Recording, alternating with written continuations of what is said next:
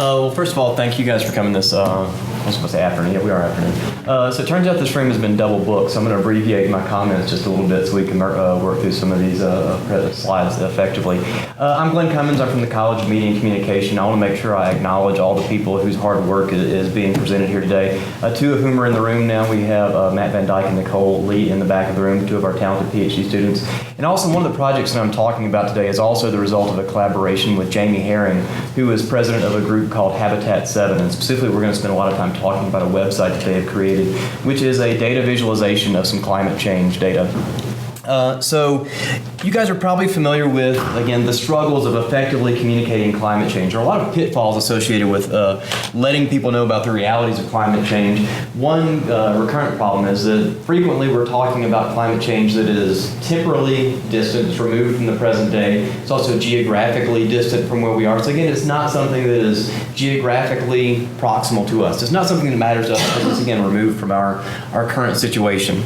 And again, the melting ice caps, the polar bear on the floating iceberg out there. Again, these are recurrent images, but again, we've argued before, and one of the things we have to emphasize is in order for climate change to be personal, relevant, and salient, you've got to make it close to home. You guys have probably heard the expression, all politics is local.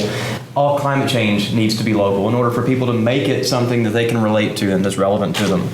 There's also a certain amount of uncertainty associated with climate change, not so much in the reality that it's happening, but a good analog that I always use is if you're watching the evening weathercast. John Robinson gets up and talks about the different models predicting how much snow we're going to get. Again, you see that same sort of discussion, but for those who are doubters of climate change, that's a chink in the armor. That's an opportunity to kind of talk about, the fact there is some uncertainty, not so much about how it's that it's actually happening, but again, the nuts and bolts of climate change and the different models about climate change.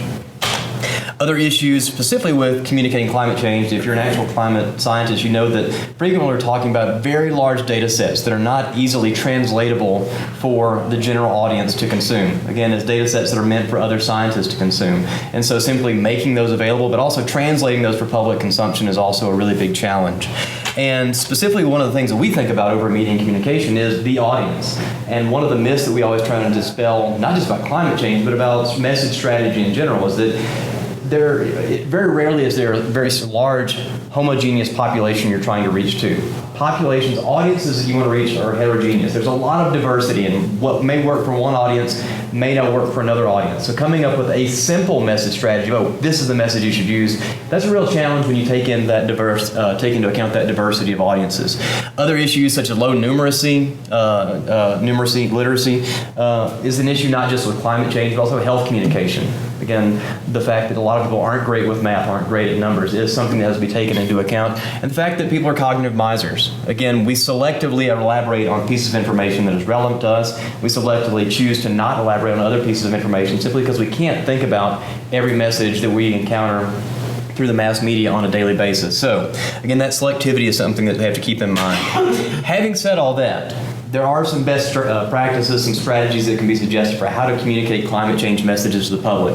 And you'll notice I emphasize, in order to capture attention and change attitudes, two very key metrics we're going to come back to in just a few minutes. In order to do that, in order to capture people's attention and change their attitudes about climate change, you need to make it personally relevant. You need to make it salient. Again, we talked about this just a second ago. It needs to be something that people can relate to, that matters to me, that matters to the audience you're trying to connect with. And so in this study we're going to talk about today, we really focused on geographic proximity as a proxy for salience in order to make it something that people can relate to and understand. Other suggestions, and again, all this is gleaned from communication theory, and I don't go too much into that here today, but there's reason to believe that visuals are particularly effective in terms of capturing attention, memory. We have some biases toward visual information over textual. We'll also elaborate a little bit on interactivity, but when you encounter a website, when you encounter something that encourages interactivity, they encourage you to play with the site, for lack of a better word. Again, that interactivity invites you to spend more time with the information, which then can fuel further information seeking. So that interactivity is important, and not just for climate change messages, but broadly in terms of communication strategy in general in an online space. Another concept I emphasize is transparency, not in literal transparency, but in terms of making people understand where information is coming from. Again, going back to source credibility, which is one of the most studied aspects of our discipline. So in order to bolster the credibility of information, you need to provide sourcing for information. And so specifically, these things are part of a site that we are engaged with a partner in doing some usability testing for. Usability testing, experiment, I'll walk through that here in just a second. But specifically, there's an organization called Habitat 7. Again, Jamie Herring, whom I referenced a minute ago, was the president of that organization.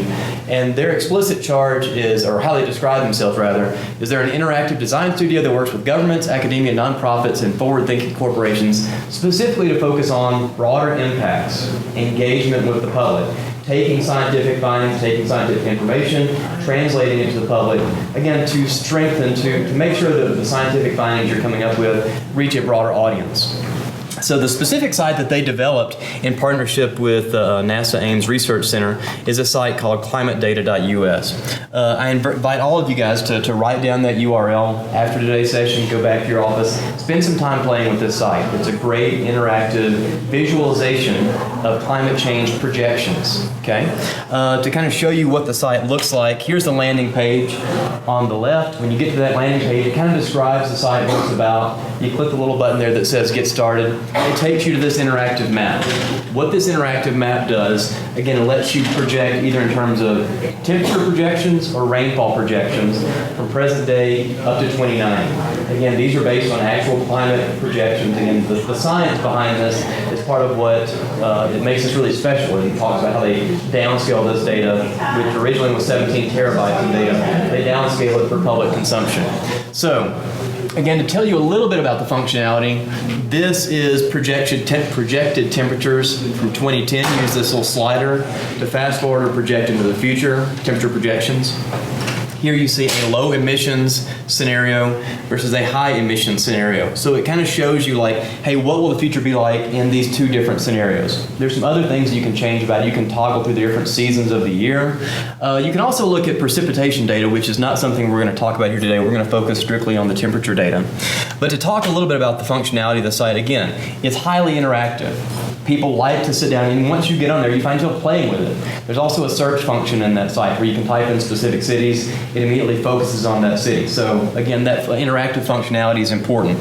To pick on some other sites, I want to emphasize in putting the slide deck together, I took a look at some other visualizations that are out there. This one is from whitehouse.gov, and I love this map. It says right here in language, it says interact with the graphic below. I tried on 2 different computers, 3 different browsers. There was nothing interactive about this picture. I clicked on a lot of things. It never interacted with me, okay? Thus, you look at it, you click on it, it doesn't work. The exposure, the browsing session is over. You move on. Whereas this is highly interactive. Easy to understand and simple. Again, I like to think that this is something that is easily translated. People say, oh, well, this is what they predict the temperature is going to be in Lubbock in 2090. Easy enough picture to understand. This is from the Climate Resilience Toolkit, again, part of a government project. I have no idea what any of this meant. This specifically is looking at food resilience. You can select or deselect various climate stressors, and it generated this map, and I have no idea what that map means. So again, in terms of a public communication tool, not very effective. The other point that I will emphasize, again, is going back to transparency. On the climatedata.us site, there was the interactive part of it, but there was also a wealth of other information. For those who are interested in the science behind that visualization, that information is present for anyone who wants to go and consume it. So we've been partnering with climatedata.us to do a usability study, but really we're looking at it as an experimental design. People are coming into our ICAP lab in the Center for Communication Research over in the Media and Communication Building. We're asking them to either look at climate projections for 3 cities that are geographically proximate, Lubbock, Dallas, and Hobbs. We tell them, go and look up future projections for these cities. We explain the site functionality a little bit. We tell them, hey, focus on these cities in the immediate surroundings. Or we tell them to look up climate projections for New York, Chicago, and Los Angeles. Again, geography is a proxy for that salience. We're hoping that people will spend more time exploring things that are close to home, and as a result, that will have a greater impact on their attitudes, attention, etc. So that is the manipulation that we're achieving in this study. We're giving them a free browsing period. We don't tell them 15 minutes. We just give them 15 minutes. At the end of that browsing period, we say, all right, time's up. You're done with the study. So they are free to browse all the way up to that 15-minute window. And again, this is happening in our eye tracking labs. People come in, they sit down on a desktop computer, which has apparatus that tracks their visual attention. We're recording their actual browsing data, along with a lot of self-report measures that we're assessing pre- and post-exposure in this study. So let's talk a little bit about the findings. These are, again, a litany of different self-report and actual behavior metrics that we're getting from this study. In terms of browsing time, we're getting the actual degree of interaction. Again, there's a lot of functionality in that site, but we're recording their actual browsing to see what they do on this page.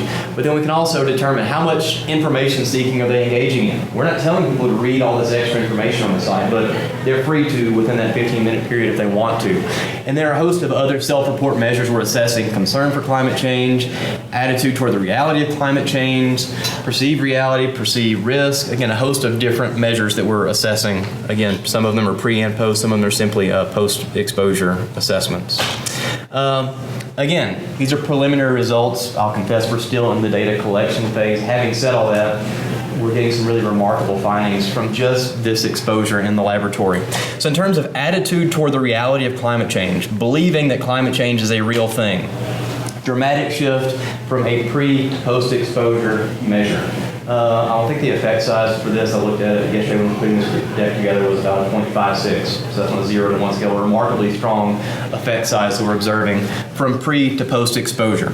Again, going back to my argument that climate change needs to be local, we expected to see stronger climate change for people in the proximal condition, told to look at Lubbock, Dallas, or Hobbs. We expected to see more browsing in the proximal condition, that people would simply spend more time playing with the site when looking at properties close to home. Remarkably enough, that's not the case. When looking at geographically distal locations, New York, Chicago, Los Angeles, they're spending on average 2 minutes longer playing with, interacting with the site. And again, it's a remarkably strong difference between those two different conditions. Again, frankly, kind of surprising. We can talk about a lot of post-hoc explanations for that. Again, this is still very much so a preliminary peek at the data that we've gathered. So there are a lot of different things we can gather from that. The other thing I want to tell you about really quickly, again, is a study that is the result of hard work, again, by some of our PhD students, looking specifically at messaging strategy by organizations that have a vested interest in communicating with the public about climate change. Specifically, this one's picking on NOAA just a little bit. Again, an organization that should be actively engaged in letting the public know about climate change issues, etc. And as the title of this particular project conveys, there is a missed opportunity on behalf of those different organizations. Really quickly to tell you about deficit model thinking. Deficit model thinking, the deficit model is this long-held argument that educating the public, persuading the public is merely a function of getting information out there. Once you let people know about science, once you let people know about the issues, then we can persuade them. We can enact attitude change. And again, unfortunately, that's not true. It's too simplistic a notion. We find that simply putting information out there isn't effective. Public relations strategy actually suggests that you need two-way, dialogic communication. You need to spark a conversation and then remain involved, remain engaged in that conversation. Okay? And obviously, social media permits a great opportunity to engage in this dialogic communication, to ask questions, to get answers, to respond to those answers, to communicate with the public in a two-way exchange of information. So specifically what Matt and Nicole and I looked at in this project is how much of this actually takes place in the Facebook page for NOAA. Again, there are a host of different organizations that could be looked at, but NOAA was the one that was examined in this study. So our content analysis looked at their Facebook page, basically a sample of 6 months of content from last year, NOAA's communication strategy, activity rather. What we saw that in terms of initiating dialogue, inviting the public to speak back to them, that happened very infrequently on Facebook. More often than not, it's simply a means of getting information out there, which is a very traditional model of public relations, simply sending out information without inviting questions or comments back.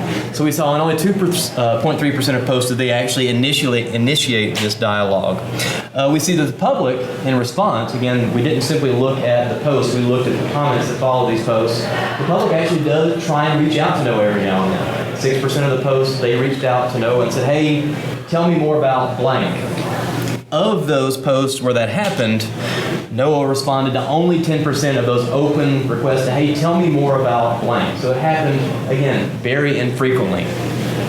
The last point that I'll emphasize about this particular data set is that if you look at that specific screen capture that I had back there, sometimes within these posts you see a distrust in science communicated directly to Noah. And again, it was just kind of coincidence that when I looked at the Facebook page for Noah, when I did the screen capture yesterday, this comment right here talks about cherry picking the data and poor science. Again, there's a very explicit, obvious distrust in science that was posted yesterday and has received no reply, no rebuttal from, again, the scientific community that, hey, this isn't cherry picking data sets. This isn't bad science. So again, there is a very strong missed opportunity to reach back out to the audience, to engage the audience. And these are precisely the types of things that, again, those of us who care about climate change need to be involved in. So I appreciate your time this afternoon.